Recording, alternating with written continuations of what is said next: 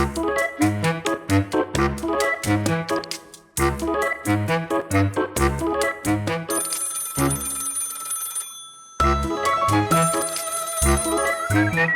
again, Grandpa Scy. Hey, you're old, right?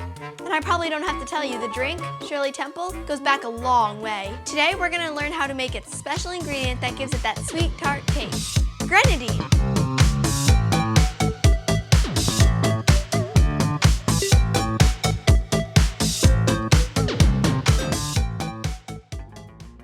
As always, let's go over our ingredients.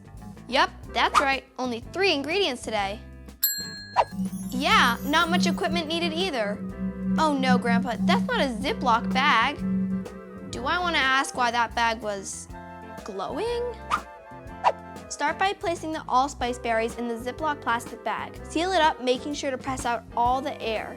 Then, use a small saucepan to lightly crush the berries. Nice job! See, there's no need to go around smashing things. In the small saucepan, combine the sugar, pomegranate juice, and crushed allspice berries. Then, heat the mixture over medium heat and whisk occasionally until the sugar has dissolved. Hey, what's that, Grandpa? Let's take a look at that. Grandpa, explosive powder? Come on, I really need you to try and be less evil. Do you promise? I can see you crossing your fingers, Grandpa. Yikes! You all right?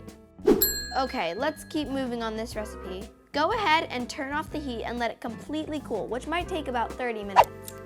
Pour the cooled mixture through a fine mesh strainer into a bowl and discard the allspice berries.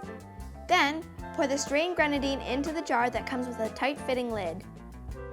Grab a glass with ice and we are ready to make our drink. Oh, a beaker works too. You are still a scientist after all. Ah, ginger ale is perfect. Now the fun part. Add 2 tablespoons of grenadine, or whatever it is you're doing. Very nice, Grandpa. That looks like retirement to me. Ugh. Here we go with the lightning again. I hope you don't do this in public. So embarrassing. Wasn't that a great sweet tart treat though? I know the internet frightens you, Grandpa, but you can visit atkkids.com for more great recipes like this. And don't forget to like and subscribe to our channel so you won't miss our next brand new recipe. Thanks for watching. Bye.